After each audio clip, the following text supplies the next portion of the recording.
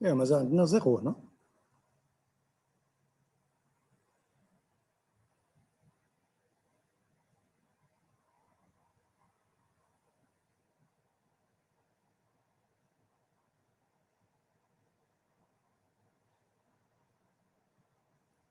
سي أسامة؟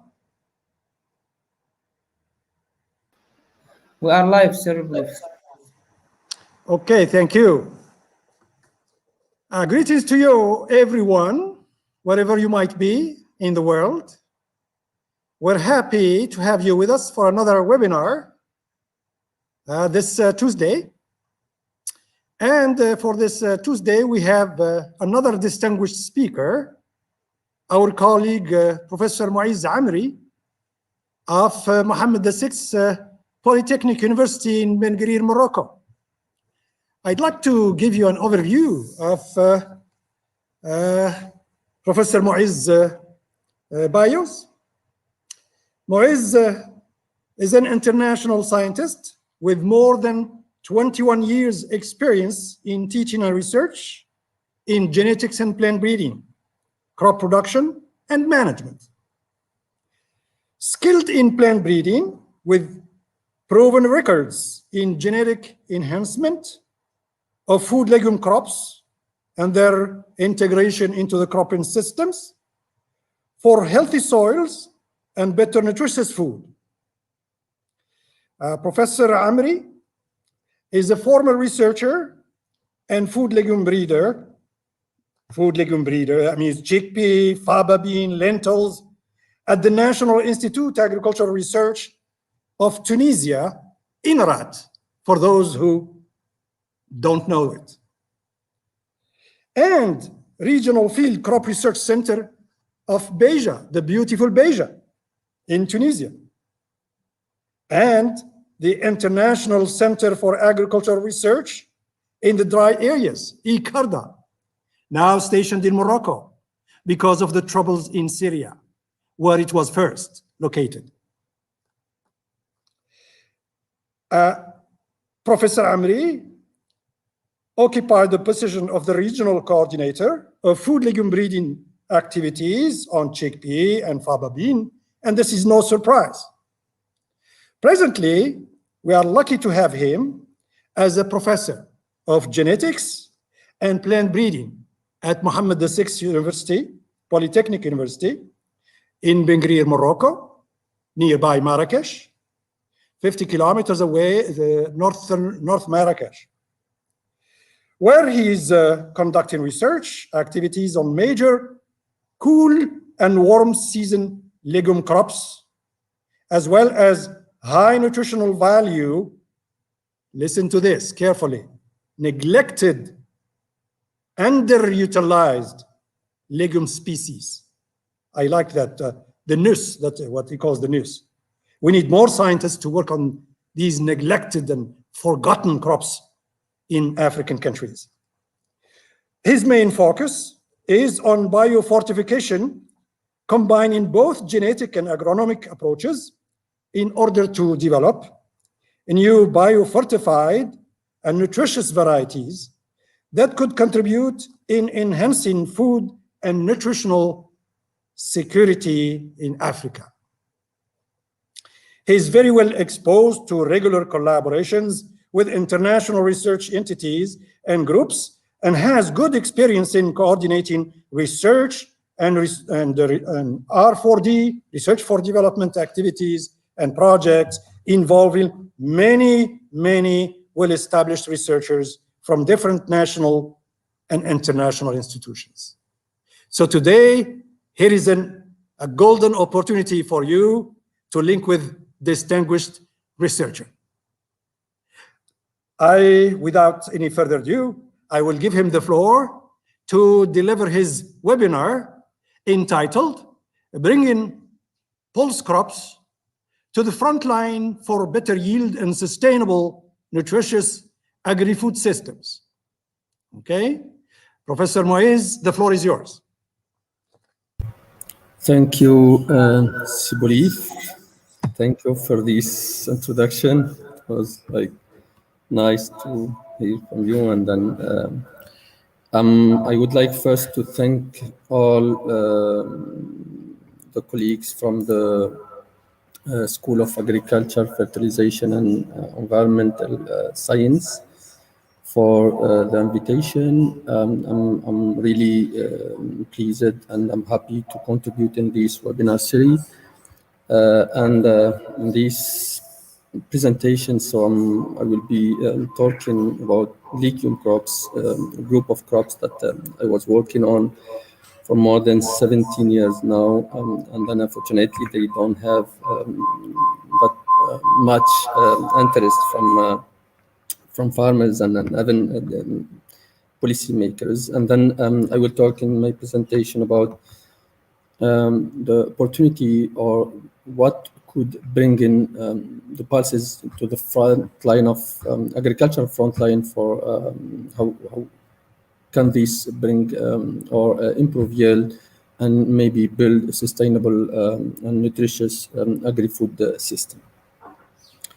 So I will start my presentation with one slide and on one talk from a person who don't have an agriculture background. This is Christine Lagarde. She was even without any background on agriculture, but she was aware of the climate change impacts on agriculture. And then in one of her talks, she talked about that these climate change, they will impact or maybe 40% of the land which is used now to grow maize in sub-Saharan Africa is no longer be able to support that crop by 2030. That means this will impact the sustainability, will impact the production, the productivity, and then especially when we talk about agricultural challenges in the future, now we are talking how to improve yield and especially productivity and production. So under these really scenarios of climate change, also when we talk about the major food crops now being cultivated all over the world, so and then especially we talk about cereal crops, we are reaching the plateau of genetic gain. So through breeding, maybe we can do try to increase yield through maybe new technologies, but then we have to take another look on another side, which is cropping systems or how to increase production and productivity from tackling production systems sustainability. So for this, what could be the challenges? So we have like 6 challenges. 4 components of these challenges are more related to the agriculture sustainability, where we have first limited crop diversification. Now farmers are using more and more monocropping systems with more focus on cereal crops, and they are using or especially when it comes to the agriculture intensification. So farmers, they will go more to continuous cereals instead of integrating more or using more legumes into this cropping system. And then this may be one of the reasons that may be limiting the production and productivities into the farmer field. The second one is more related. So when you use less legumes, which are known to be beneficial, especially for the diversity of microorganisms in the soil. So that means you decrease or you lose the biodiversity of these microorganisms in your soils, which are very beneficial for the soil health and maybe improving soil properties. The third thing, which is the land soil degradation, and then especially here we are talking especially in the dry areas, whatever, so it is in the tropical or non-tropical areas. So using this monocropping system, all with less diversification of crops, so will result in the degradation of our land or our soils, and then thus will decrease or result in very low production and productivity. The fourth component of these agronomic components are the low use of fertilizers, and then especially when we talk about Sub-Saharan Africa, there is very low use of inputs. And then here, this is a very good opportunity to use more or integrate more legumes into the cropping systems, where we can benefit from their capacity to fix nitrogen and to bring maybe better nutrients for the subsequent crop if we are talking about cereal or cereal-based production systems. The two other components are more related to human nutrition. Now, the global, we are globally, or at the global level, we are talking about how to shift from food security to nutritional security. So we should talk more about the nutritious or the nutritional value or nutritious food, instead of going more for improving or enhancing production and productivity, or to tackle both. You know, and then here climate change will for sure depress this or decrease this quality or the nutritional quality of these products, and then especially the major cereal crops like wheat, rice, and maize. And if we are talking about Sub-Saharan Africa, so we have more than 20% of the population is suffering from undernourishment or malnutrition, which is a big issue in Africa. And then this maybe should maybe give more focus or integrate more nutritious food.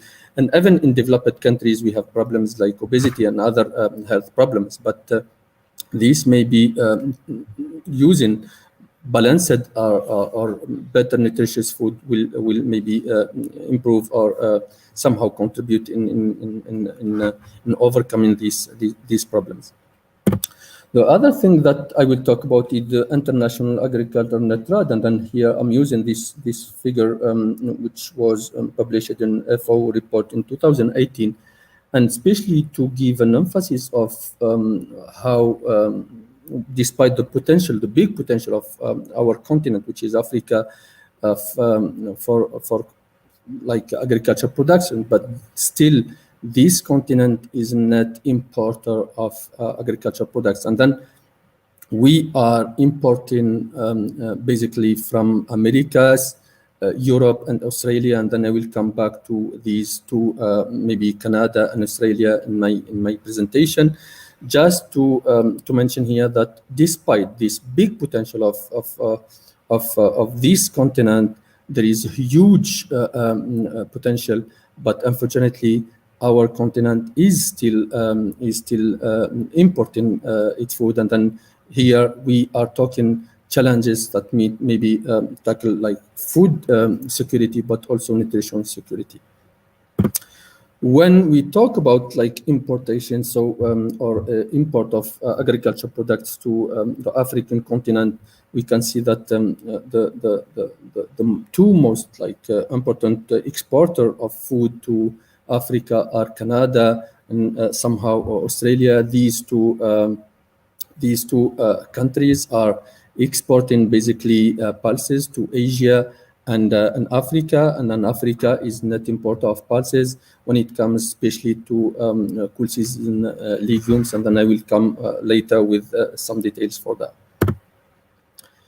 When we talk about the share of different regions for especially pulse production, you can see that here globally, and then to compare between 2001 and 2014, the share of these production globally, you can see that the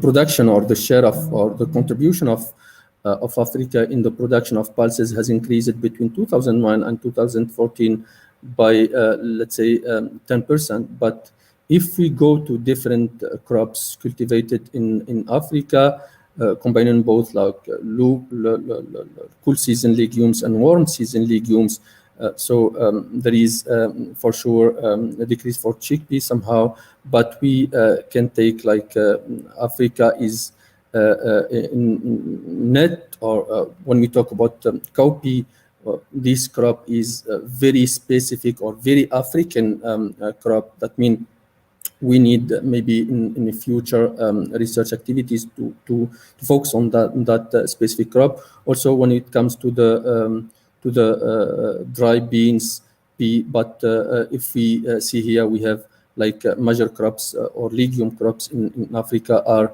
cowpea, somehow dry bean, and faba beans. So the share of the contribution of Africa in the production of these has increased between 2001 and 2014, but still there is a lot of big gap to overcome the need for these crops. When it comes to the share between import and export, and then you can see that Africa, which is in brown here, we are like net importer of we are third, like after maybe Asia and somehow other continent here. But in terms of export, so we are importing more than exporting. When it comes to the import of these legumes, you can see that faba bean is one of most imported legume crops in Africa, and especially when we talk about faba bean, we are talking about North Africa and especially the Nile Valley country when it comes to Egypt, Sudan, somehow maybe Ethiopia, and especially North Africa. Unfortunately, there was like big potential in Morocco, but that there was no really very important focus on this crop, especially in Morocco, and then the area cultivated is now decreasing instead of increasing. Maybe farmers are no more interested, and maybe need to have more interest in this crop, especially with a big potential in Morocco. When it comes to the import, like quantity or import value for some of these crops here, we are taking like only 6 crops, basically the cool season legume crops, and then comparing the import quantity and import value between 1961 and the last decade. So you can see that the export has increased or has doubled. But then when we talk about the import, we are importing more than 1 million, 1 million tons of legumes. When it comes to the value, so now we are importing only for these 6 crops, we are importing with more than or around $1 billion. And then if I take an example, only chickpea. So Algeria, which is a neighboring country here, is importing of around like $100 million each year of only Kabuli chickpea. Then you can imagine if we can maybe give more investment in research or developing this country, maybe we can save a lot, and then try to even enhance or improve our production systems. What is the projection for maybe 2050? And then everyone is talking about projection for 2050. And then you can see here, even this African continent will continue, if we will continue in this same approach of agriculture production. So we will continue in the same way, and then we will be a net importer, we will continue to be a net importer with a big decrease in terms of export. That means we will be consuming what we are producing, but then we will be increasing also our import, and then meeting food security or nutritional security has really to be discussed seriously when it comes to the sustainability of production systems in these continents, especially in some countries. When we talk about sustainability of production systems, and then especially when how to integrate or how to use like the cereal-based system using legume crops, if we take the North Africa, West Asia, or the MENA region, we are at 2.6% of area harvest or area cultivated in legumes compared or versus cereal crops. So if I take like the 3 North African country like Morocco, we are at 5-6%. Algeria is less than 3%. Tunisia is around 4-5%. But if we go like or compare with South Asia, which is like an area where they produce a lot of legumes, they are at 40%. But if we take like Sub-Saharan Africa, and then here it is somehow more than 11%. But if we take only Ethiopia, where they shifted from net importer to net exporter for some legume crops, but for the other countries in Sub-Saharan Africa, they are less than 10%. This maybe will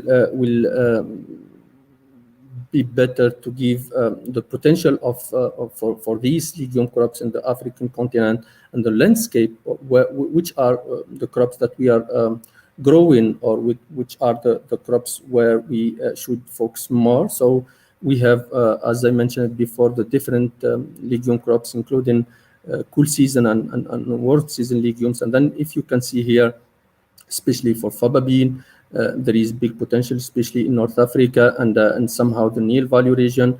But if we take lentil also, this is a very important crop in these regions. But if we take like cowpea, which is a very important crop, and then as I said before, it is a very African crop, and then we should really, in collaboration with some of CG centers, that they have a mandate like like cowpea as mandate crop for that. So we need to strengthen that, and then maybe focus. And then I could say here that we at African Integrated Plant and Soil Research Group with colleagues, we have like students working on these not only the crop, but on the Vignia genus, trying to explore the diversity for abiotic stresses and high nutritional value, and that maybe could contribute in overcoming some of these challenges. Other crops like cool season legumes like chickpea and lentil maybe would or could be one good option for Eastern Africa. These crops are being adopted or increasing, and then maybe could be another option for these countries, maybe or also other initiatives through more research and development targeting or tackling, especially the problem is there for these regions, maybe can push more these crops in that specific area. Just as I said, I will come back to talk about Canada and Australia, and then as you can see here for this graph, so maybe 30 or 35 years ago, if you look like for Australia and Canada, they were not like they were not producing or cultivating legumes, and especially here talking especially with chickpea or lentils. But then they started in the 70s to work more in integrating legumes into their cropping systems. The objective was to maybe improve their soil health or improving the production systems and keeping their soils healthy. But then this maybe resulted or has resulted with an increase in production in cultivated area. Now Canada, they are like reaching more than 3 million hectares of pulses with a total production of more than 6 million tons. Same for Australia, but with less productivity maybe, but they are at around like 2 million hectares. And then these two countries are exporting pulses to all the continents, going from Asia to Africa and somehow to some European countries. When it comes to some of African countries, and then I just put here some of these countries, you can see that Ethiopia, and then I will come back to Ethiopia case study here, and then you see that Ethiopia, they realized that they cannot like improve their productivity or their production even for cereals without tackling legumes. So they started in the 80s to focus more on legumes, and then now we are at more than 2 millions or around 2 millions harvested area of total legumes in Ethiopia. The first ranked one is Nigeria with more than it's more like soybean than other crops maybe. But when it comes to the production, you can see that as like Ethiopia is almost producing as much as Nigeria. That means they have more production and productivity as compared to Nigeria.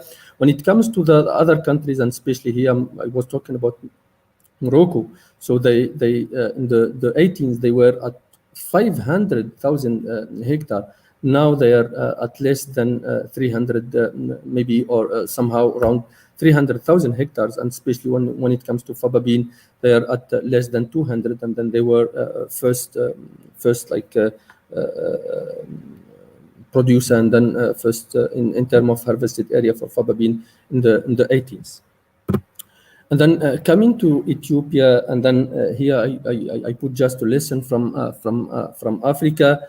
You know all that Ethiopia went through severe famine in between 1983 and 1985, and then this was very bad situation that population or that Ethiopia went through. And then more than 1 million people, they were directly impacted, and then more than that, they were indirectly impacted by this.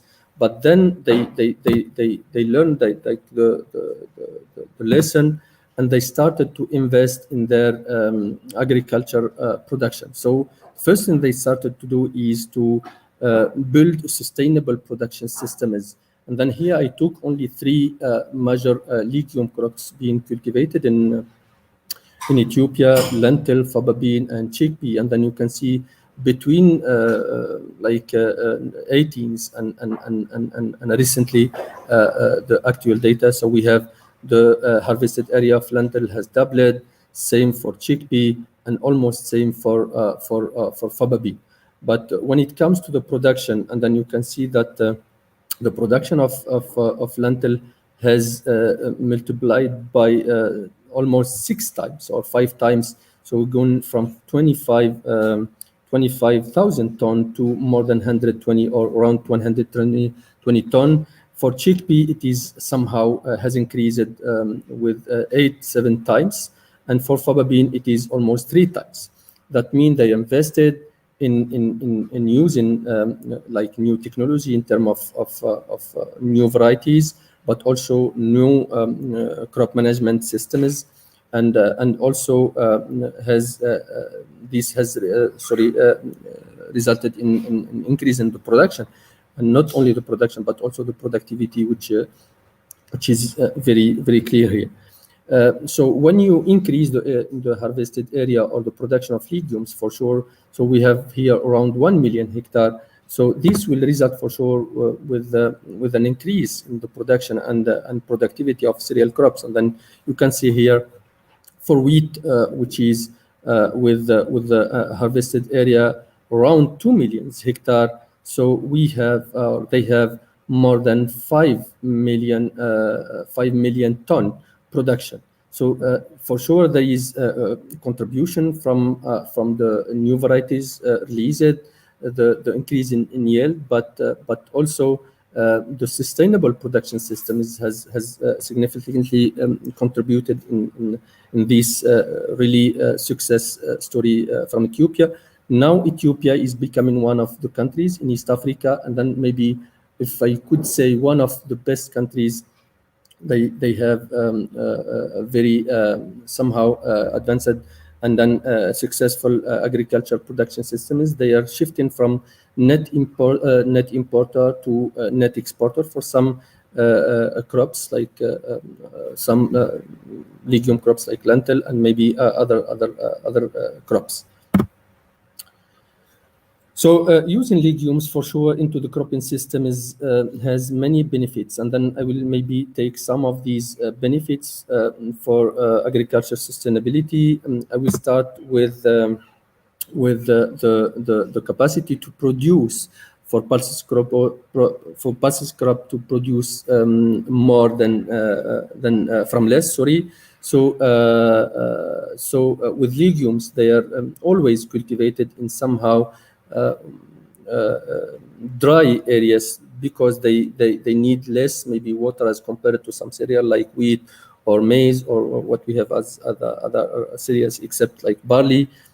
But then there is gradient. You go like for faba bean in North Africa, maybe from humid, sub-humid regions. But if you go like to dry areas, it is more like chickpea and lentils. And then you can, with legumes, you can produce more from less land, because people maybe they grow lentil in small like maybe land where they produce for their consumption, but also for the local market.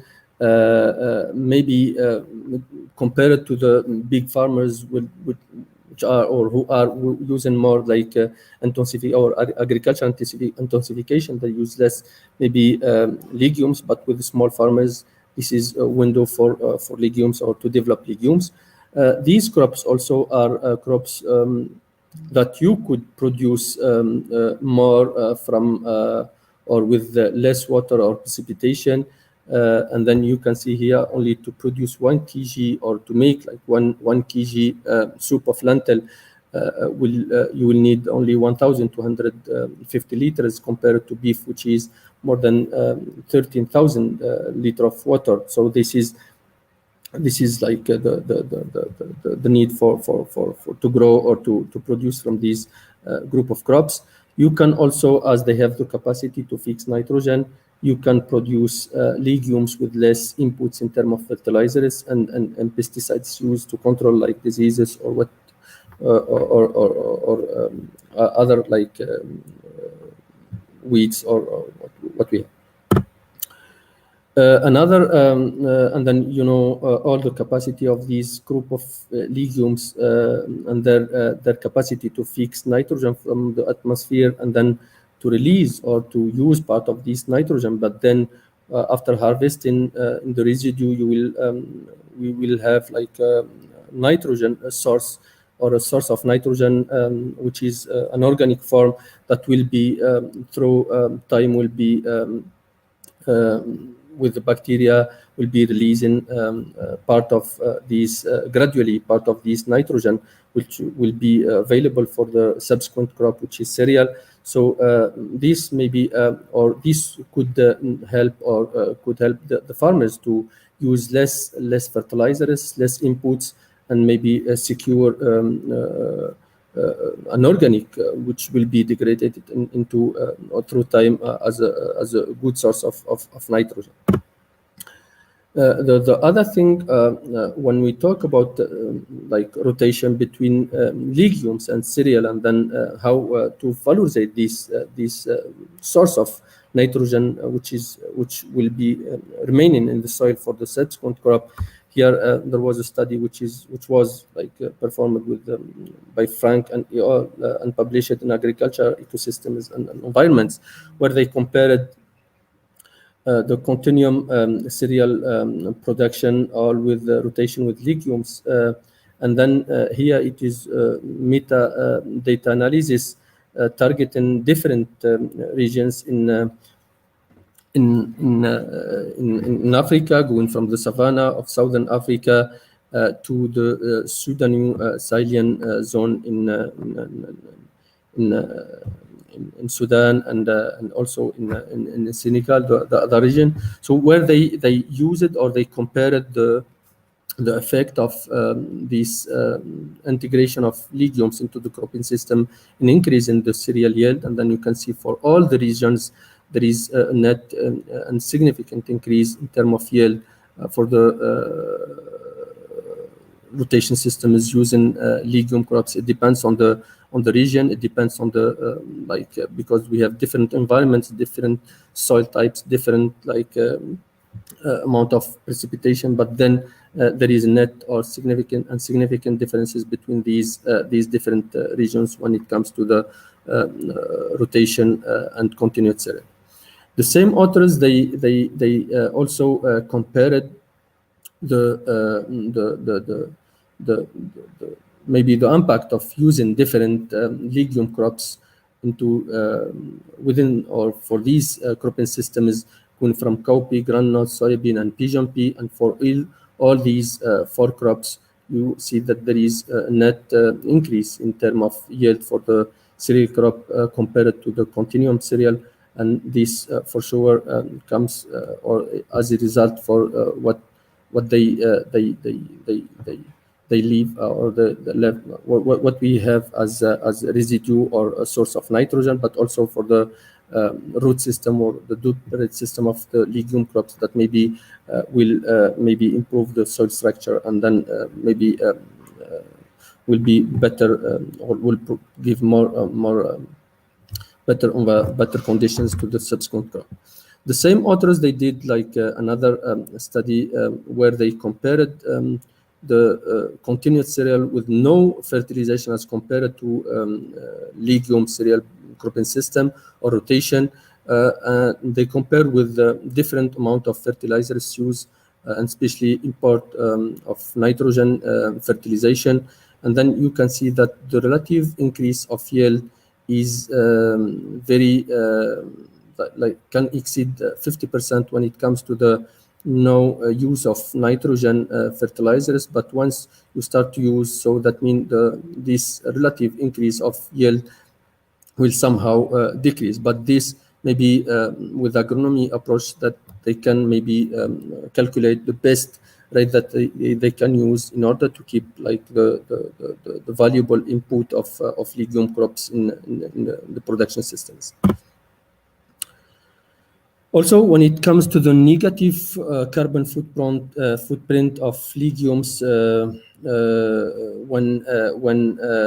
they are used into the cropping system is here there is a study. It is a study that was performed with Gantt and all in 2014 and published in 2014, and where they compare the different cropping systems with the lentil system. So we have like flax, fallow flax and wheat continuum. We have like fallow wheat and wheat. We have like continuum wheat, and we have wheat with lentil. And then you can see that there is a carbon emission and then difference in terms of carbon emission when it comes to lentil, which is lower than the other cropping systems. But also when it comes to the carbon sequestration, we have more carbon sequestration to the soil when it comes to the rotation with the systems. This study was done in different environments, going from dry, normal, and wet conditions. And for all the cases, we have more carbon sequestration under lentil wheat cropping system, and then we have lower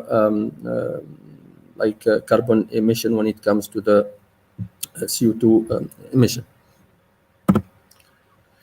We cannot talk about legumes without talking about the nutritional benefit of these crops. And then here, just I will show you a graph that was presented in a study that was performed with or done with team or colleagues from SIAD, where they studied the diversity of diet going from 1961 to 2009, and then they concluded or they reported that this diversity of diet they decreased, and then it is coming here around the Mediterranean diet. That means in the future, the whole global population will be competing for the same food, and then this is really alarming. And then we need to maybe diversify our food, and then maybe diversify the source of what we are eating in terms of protein, calories, fat, or micronutrients. And I think here then it is sure that legumes can play a key role in diversifying these diet. Just when we talk about sustainability of production systems, we should link with sustainability of food nutrition. That means when we talk about sustainability for the nutrition food, here we have this graph. Africa is ranked second in using legumes as major source of protein after Asia. That means we have a population in Africa that consuming a lot of legumes, and then this is very specific for the developing country. And I think integrating more legumes will give more opportunity to these people, and then especially poor people or smallholders to use this cheap source of protein. Just here, also, this is data that was presented in FAO report in 2010, and where we where they tried to calculate the contribution of pulses in the total protein intake per capita in different countries in the world. And then here I selected only the 22 first countries where legumes are contributing in the or major contributor in the protein intake per capita. And then out of these 22 countries, the first or the 15 countries are African countries, with Burundi, Rwanda, and Uganda, and Kenya, where pulses are contributing with more than 20% in the protein for the per capita. That means these group of crops or these legumes are important crops for these population, and maybe need to give more focus on that, and then try to increase production and productivity, but not that only that, but try to also enhance or improve the nutritional value of these crops.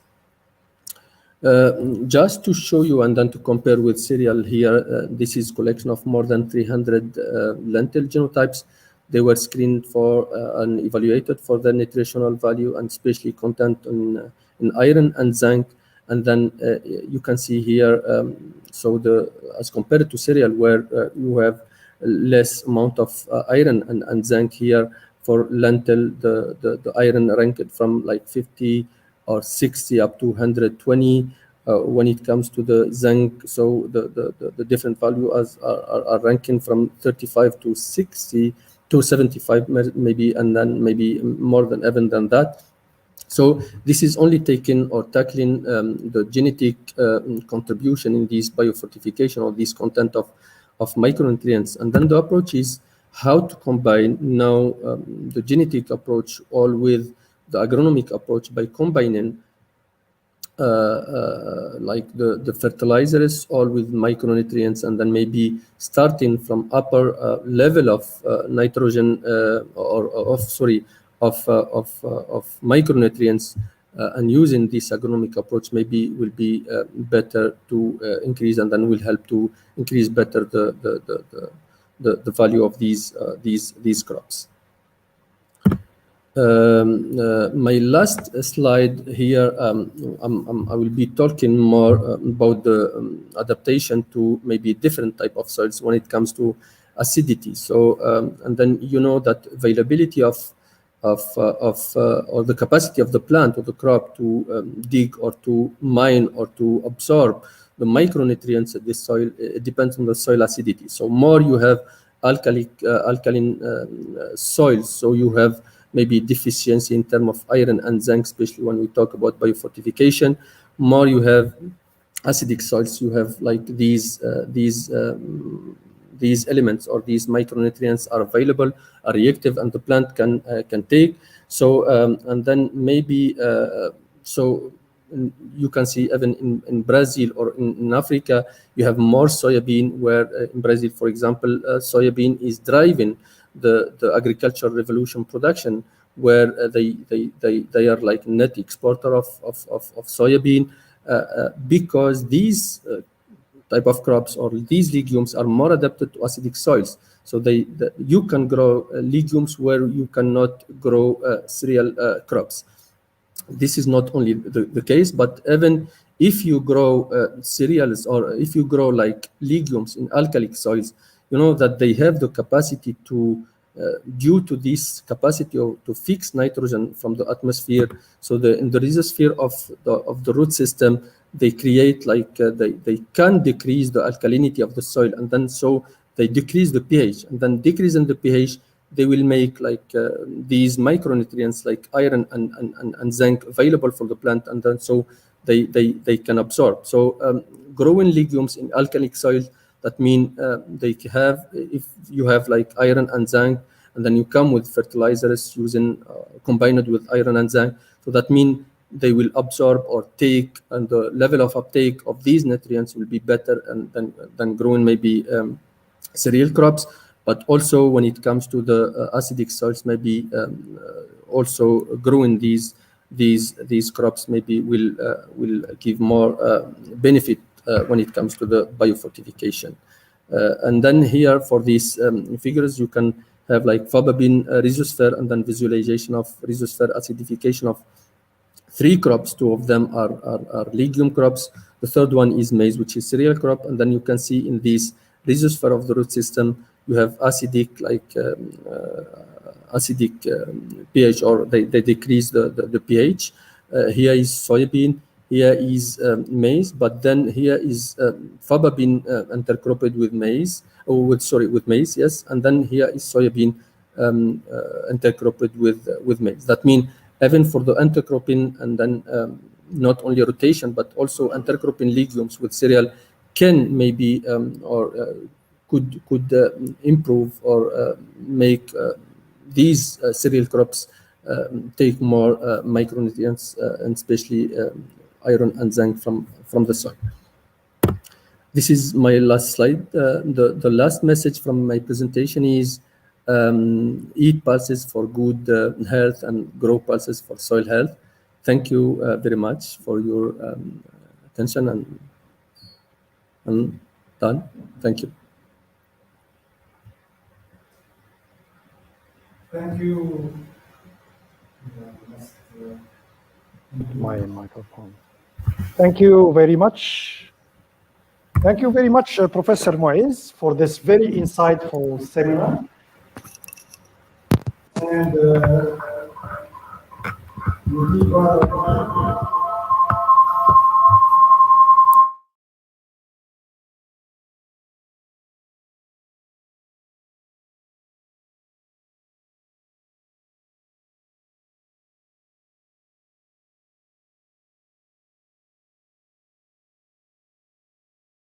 thank you for this review, which was really and rather very extensive, very informative.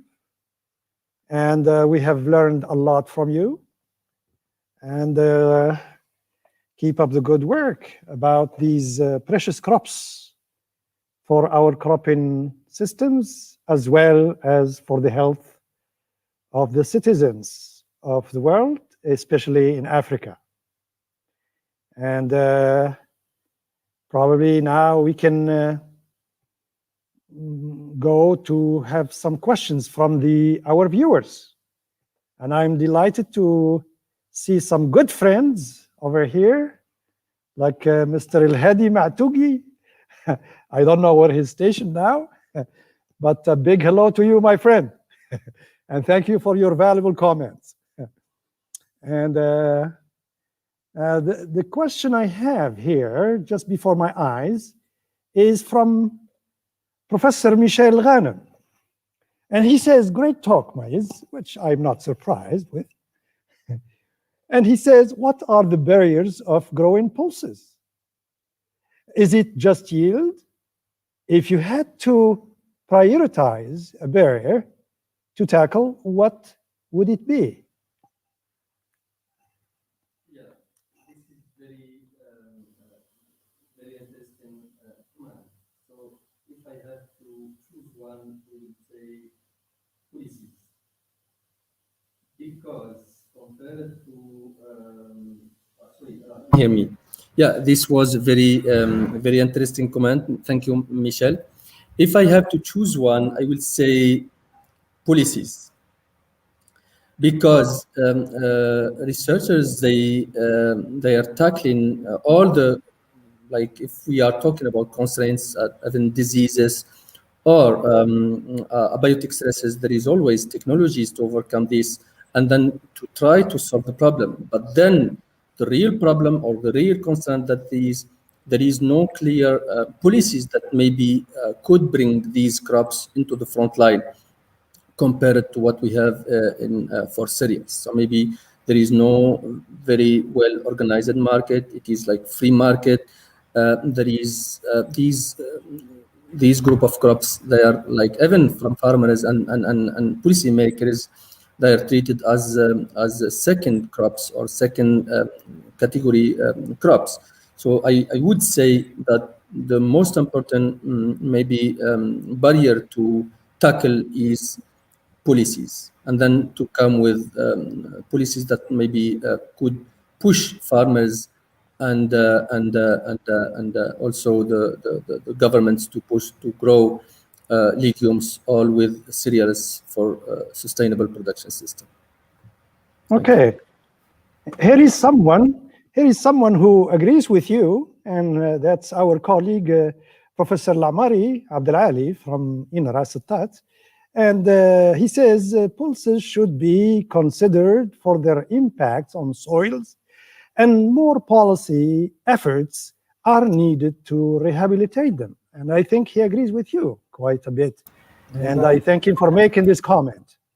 And then he's social economist, so he knows very well how to overcome these barriers. So he knows that the key, really the key action that need to be taken is to come with good policies to push like farmers and to grow legumes. That's all. Yeah. Here's another comment from a friend from Kenya, or colleague from Kenya, Victor Okuku. He is thanking you for the insightful and informative presentation. And he says, your presentation will give him a challenge in Kenya to do an extension to farmer around here. So I'm pleased with that, Victor. I encourage you to do more extension work with the farmers, because that's how we can advance the research, the findings of our research. And yeah, okay. And our colleague, Professor Khalil Mjahed from UM6P says, winter chickpea production and adaptation is great, but the adoption is still low. What can we change to make it widely accepted? And he's thanking for that. Yes. Yeah. Yes. Sure. Like the winter chickpea technology, or winter planting chickpea technology that started like more than 20 years ago, and then it was a success story, especially in the MENA region. Yes. So it is important. The problem is that this technology was very well adapted in some countries. It was not the case in some other countries, and especially in Morocco. So maybe in countries like Tunisia, maybe in some countries in West Asia, it was very well adopted. Then when it comes to Morocco, we come back to the market. So this will link with the social economic or social economic studies. So when it comes to Morocco, after 20 or 25 years, we are still at more than 60%, let's say, of chickpea grown in Morocco is spring chickpea. This maybe is more related to the preference of farmer or of the consumer. They prefer the large seed size, and then you can go from sample to double price for the same amount of seeds if you go with 4 maybe or 5, 6 grams in the 100 seed weight. That means, yes, there is a new technology in term varieties released with resistance to ascota blight and adapted to winter planting.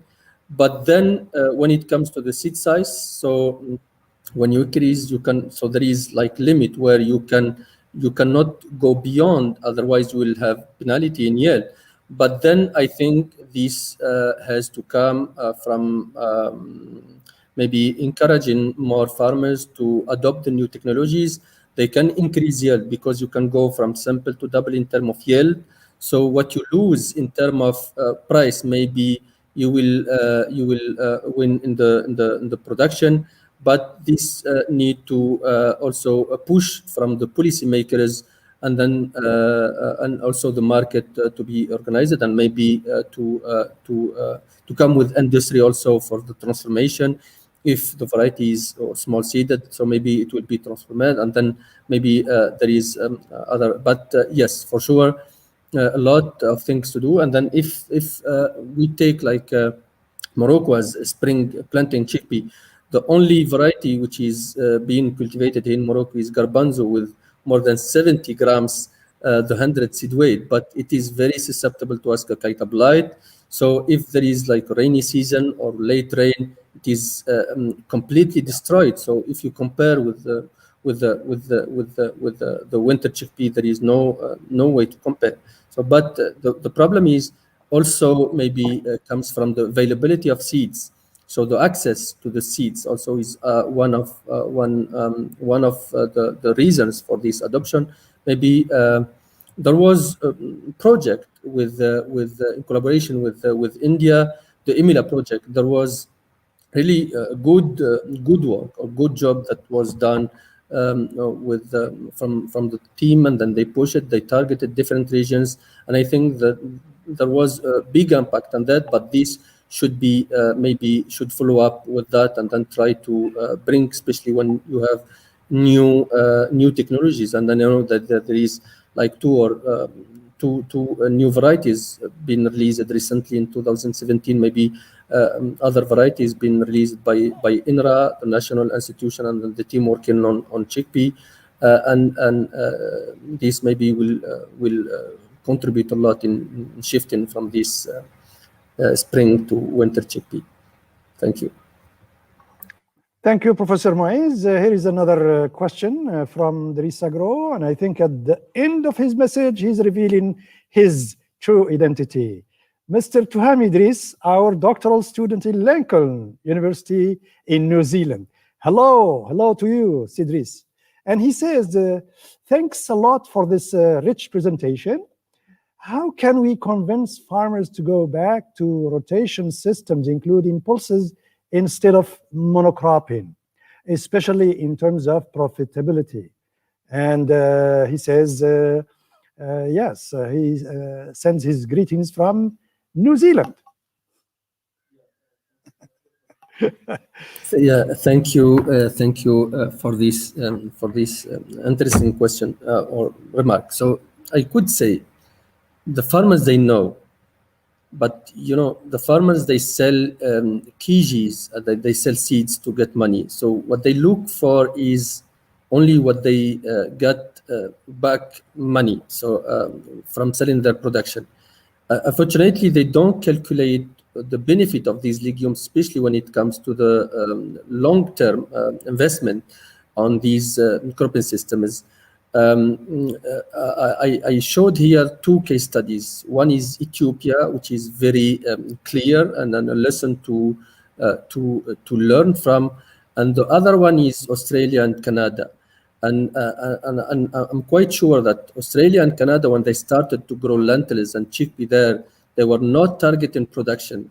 They were targeting their soil health more than production. But then production is somehow what we call in French is the second, like un sous-produit. Donc that means they come and then they should target soil, and then long-term experiments, maybe extension also, can convince. And if you provide to these farmers, because if they grow maybe cereal, it is easy to get back their money, it is easy to sell their production, there is a clear system established in these countries. But then when it comes to legume, it is free. They cannot store their production. If they store for a long time, they will be damaged from insects or from moisture. Maybe they will lose part of that. So maybe convincing these farmers to grow or to go for is to have a whole value chain going from production to the use of that production, maybe transformation, and especially try to push with policies and then organized markets. But they know, farmers, they are convinced, they know, but the problem is the cash. So how to get cash and then how to save that production. That's all. Okay, here is another question from our colleague Krishna Devkota from Azari in La'yun. Happy to have you among us, Krishna. And he says, good presentation, Dr. Moez. His question is, has production and area of faba bean decreasing in Morocco? If so, is it mainly due to Orobanki or other reasons? Yes, so in the 80s, as I presented, so Morocco was producing or cultivating, the area cultivated in faba bean was around like 500,000. Today we are at less than 1 or 200,000 hectares of faba bean. Morocco in the 18s was leading the production of faba bean in the region. Now it is still leading, but there is decrease by, which is very significant. One of the reasons may be this parasitic weed, which is Orobanki, for sure. And then I was really, not to say disappointed, but then not happy to see that the first research on Orobanki has started in Morocco in the 80s with Monsanto, and then using glyphosate to control Orobanki, which is a technique or technology which is still being used in different countries to control Orobanki through using some chemicals. But still, since there is no variety released, this is not the case in other countries, maybe like Egypt, Ethiopia, somehow Spain, Tunisia, and where they are maybe growing less or growing faba bean with less like 60 or less land, and I think here there was, I don't like to say it was neglected in somehow, but part of this decrease is going back to the Orobanki. It is not only the case of faba bean, but it is also the case of lentil. And if there is no action that need to be taken urgently, maybe we will the situation will be worse. Farmers are not maybe farmers who don't have like any option to grow like faba bean or lentil in their emphasis area. They will shift to monocropping systems or to other crops that not susceptible for this parasite.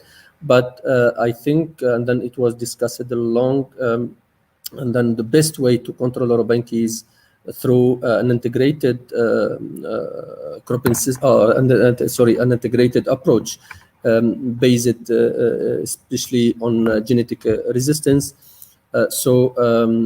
Need to work on development of varieties resistant to Orobanki. Yes, we are talking about partial resistance, but still the resistance that need to be combined with other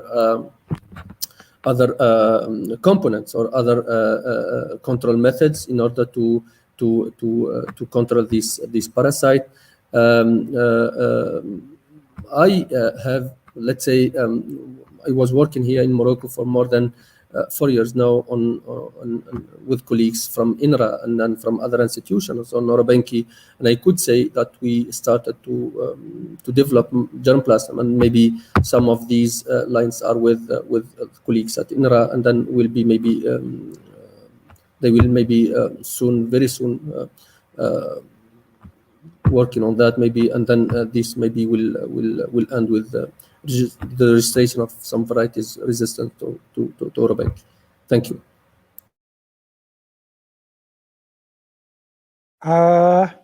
Thank you, Professor Moez. Let me take this question from what happens. Let's show it. I want to take this question from our friend, Professor Carlos Iglesias from North Carolina State University. I'm just sampling viewers from all over the world. I'm happy to have you among us. Carlos, Carlos says, here in North Carolina, we are looking at legumes that could fit well in double cropping production systems. In other words, peas with maize or wheat with cowpea. And he goes on to say the overall goal is to maximize the system's productivity, economic return, and efficiency of resource use, not to maximize the yield of legumes or cereals. What is your opinion on that? Yes, as I said, so and mentioned it in my presentation, so intercropping is one of the options, especially now. We are all shifting from food security to nutritional security, and then you have seen in the presentation that intercropping with legumes has contribute in somehow in reducing the alkalinity when it comes to the alkaline soils. So, and then this allow the plant cereal, not only the legume, to take and absorb more nutrients, and especially when it comes to iron and zinc. And then for sure it will one of the, so I think we have now more than 15 years people are working on intercropping, and then for some cropping systems, intercropping is one of the best options, not only for food crops, but also for when it comes, and I know farmers in Brazil, for example, they are growing even coffee, and in between between the rows of coffee, they are growing legumes just to improve the soil health, and then the soil quality there, and then soil fertility. So yes, intercropping is one of the good options, if it is not one of the best options. But then it depends on the production system that you have. So in some cases you cannot go for intercropping, but more for like strict cropping systems, like in different seasons. But then using some cropping systems through intercropping is also one of the best options for that. Yeah, I'd like to show this comment and also some question that is implied in it. That's from our friend Ainaram from Madagascar. I'm happy to see you as an assiduous attendee and viewer of our seminars. Thank you very much.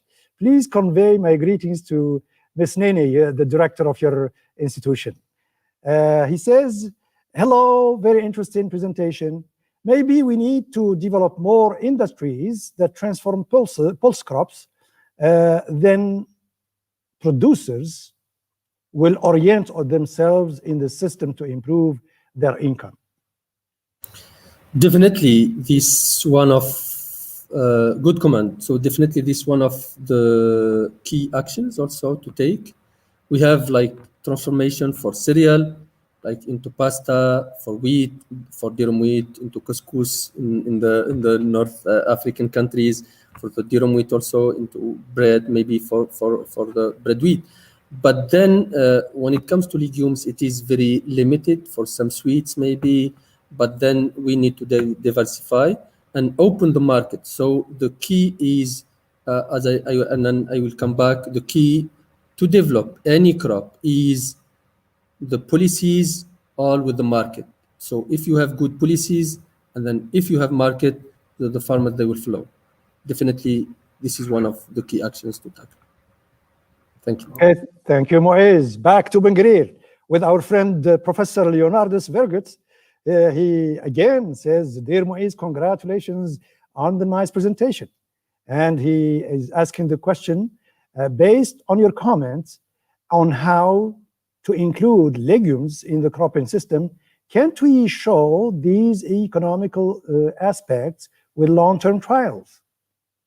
What do you think about that? I think I am more keen on genetics, and then the best one to do this is Leonardo, and I think he's very good soil scientist. And then one of the key activities that he would like to conduct is long-term experiments, and for sure having such platforms or such long-term trials that can show the long-term and mid-term investment in very good cropping systems using legumes can be a very good message to come with, and then to convince farmers, not only farmers, but also policy makers. And then I always come to these policy makers, because this is the key. Definitely, Leonardus, this is one of the things maybe that could be tackled for long-term experiments. And when it comes to legumes, as I said, you cannot see the impact in 1 or 2 years. You have to work and then to build on long-term or mid-term and long-term experiments and results. And then definitely this could be a good thing to think about. Yeah, thank you. Okay, great. Thank you. I will link this comment or question with that of our friend Dr. Rashid Marabat, our researcher and scientist, 5-star on conservation agriculture. He congratulates you, of course, on your talk. And he says, crop diversification is a founding pillar of conservation agriculture. How can pulses further develop sustainability and permit durable food system using conservation agriculture? For sure, thank you, Sir Rashid, for this question. So I confirm 5-star colleague. So Rashid Murabat, thank you for the question. For sure. So adopting conservation agriculture cannot, in any case, exclude crop diversification, and especially using legumes into this cropping system. We don't have any option, any other option. So if we take like Morocco, Morocco is investing a lot in developing the technology of conservation agriculture. We know the cropping system is in Morocco. We cannot work on conservation agriculture using only cereals. So we should include, and then I don't see any barrier for that. So, but more. So this should be took into consideration, and then conservation agriculture in any way could exclude the crop diversification, and especially the integration of legume crops into the production systems, especially in the dry areas when it comes to, for example, chickpea or lentil in the dry areas of Morocco. For sure. Thank you.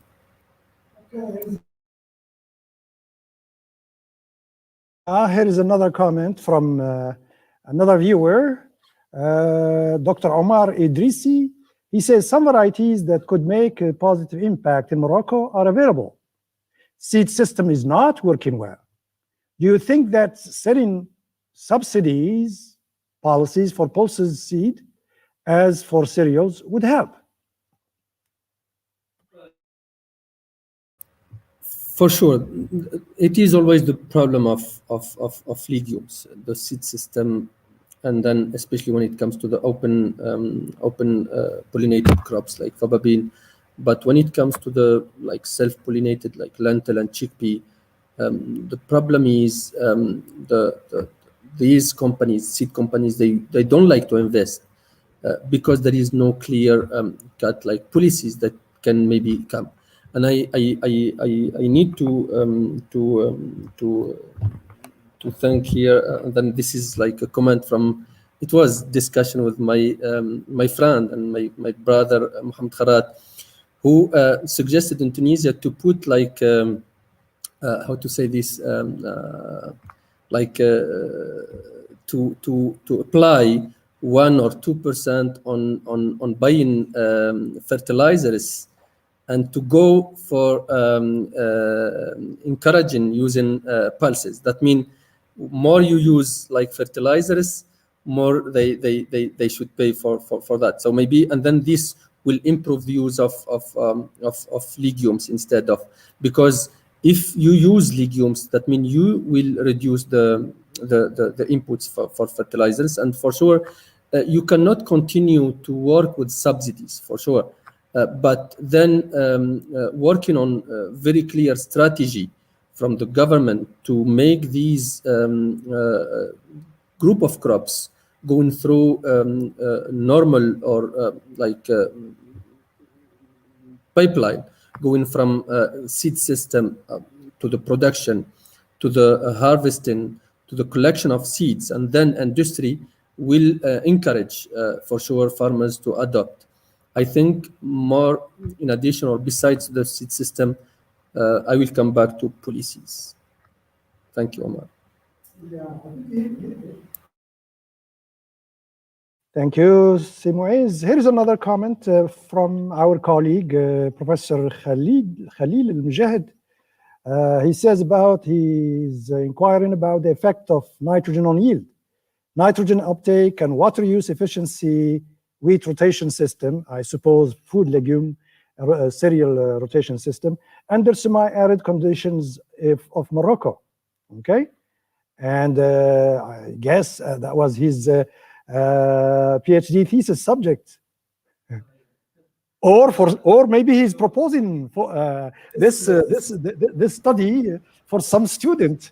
I don't know if it is his study. So I asked him to send me like copy of his PhD. That means we can use as reference and then see what was done. If it is a suggestion for PhD study, yeah, it will be very interesting. I'm working more with genetics, but I will be happy to contribute in any work with legumes. Thank you. Okay, great. Let's today we will honor our researchers from AMRI, and here is Dr. Rashid Musaddaq. He says, "Good presentation, dear Professor Moez, but why adoption of pulses is too low, less than 10% versus cereals in case of Morocco? Farmers said that labor cost is higher with food legumes. We should have mechanical harvest seeds." I don't think. I don't. Yeah, good comment, Rashid. Thank you. But I don't think, because if we take like, for example, chickpea, it is planted with machine. It is like all the crop management, we can use machines.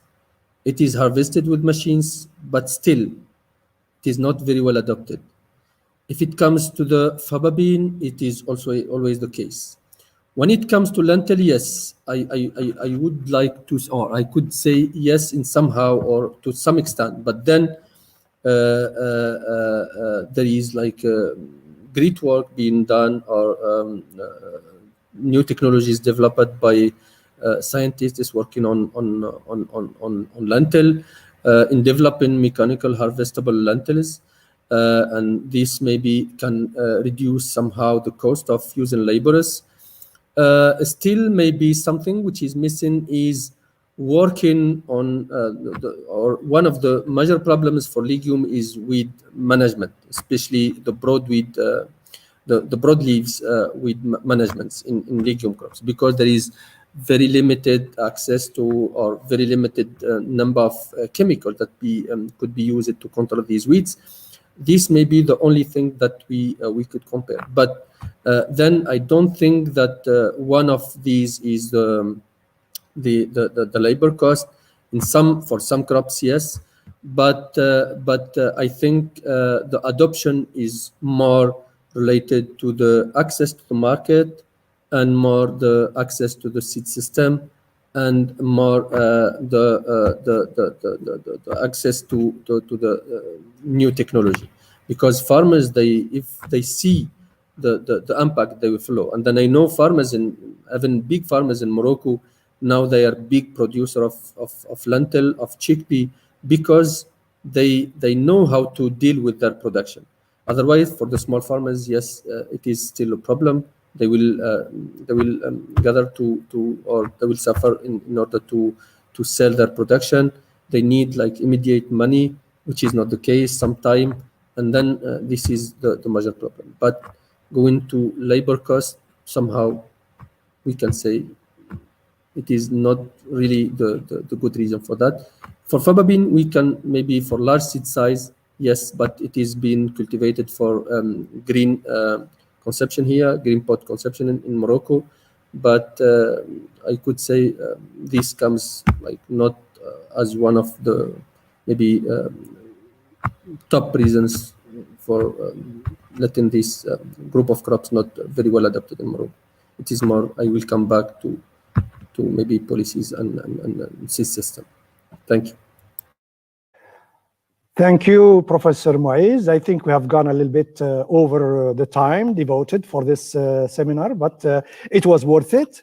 Your talk was very rich and enriching, and the proof is that the number of viewers interested in it.